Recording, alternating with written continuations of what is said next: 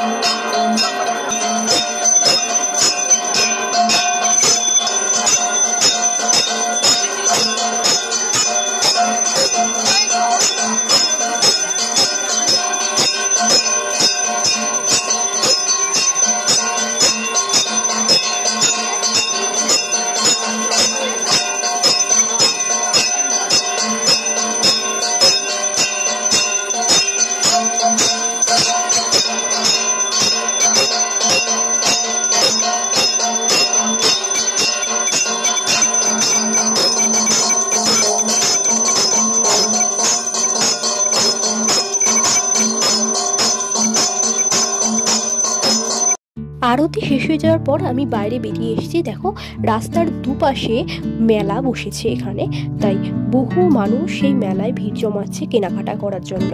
তো আমিও দেখছিলাম এখানে কি কি পাওয়া যাচ্ছে, কি কি সুন্দর সুন্দর কানের বিক্রি হচ্ছে। তো দেখে আমি রাধাবল্লভ মন্দিরে দর্শন করতে চলে গেলাম। দেখো রাধাবল্লভ ঠাকুরের এখানেও খুব সুন্দর করে সাজিয়েছে, আর প্রচুর মানুষ রাধাবল্লভ ঠাকুরকে দর্শন করার জন্য এখন এসেছে। আজকের মতো ভিডিওটা আমি এখানেই শেষ করছি। তোমাদের যদি ভিডিওটা ভালো লেগে থাকে তাহলে লাইক কমেন্ট করে চ্যানেলটা অবশ্যই সাবস্ক্রাইব করে দিও। আবার তোমাদের সাথে দেখা হবে অন্য একটা ভিডিওতে। আজকের মতো সবাইকে টাটা।